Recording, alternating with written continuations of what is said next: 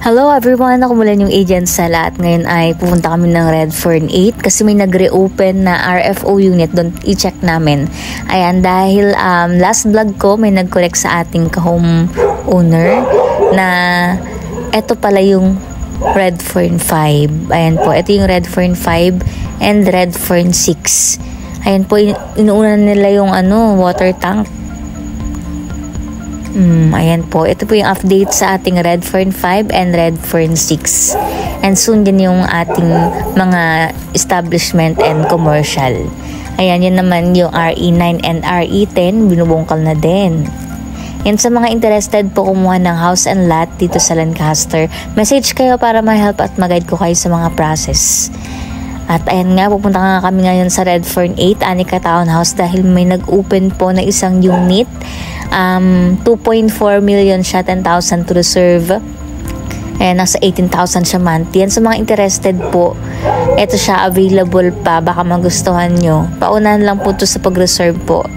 Ito soon yan yung magiging, magiging park. Ayan. Ito yung unit na nag-open. Ayan siya, ang ganda niya.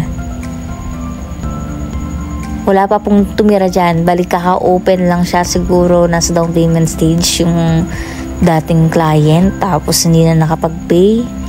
Ayun na, na-open na siya uli. So, paunahan naman kaming mga agent niyan na makapagbenta niyan. Ayan, sa mga interested po magpaabang din ng unit, mga gusto ng ready for occupancy, message po kayo para maabangan ko kayo ng unit. Free tripping din po and pwede rin po tayo mag-virtual tour para makita ninyo lalo sa mga OFW clients namin. Meron na rin kami mga condo pala sa mga meron ng bahay pero gusto nyo ng soon passive income. Ayan, kumuha na kayo ng condo dito sa Lancaster and meron kaming Lamores sa Maytanza. Ayan, ito nga uli yung update sa Redfern 5 and Redfern 6. Nung nakaraang vlog ko, wala pa yung tubig na yan yung ang tawag yan? Water tank. Ayan po.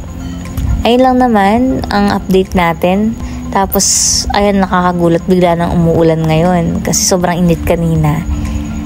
Mukhang magiging tag-ulan na pumuli. Ito na yung mga location ng Woodcrest 1. Ito soon, magiging magiging tatayuan yan ng school, ng basketball court.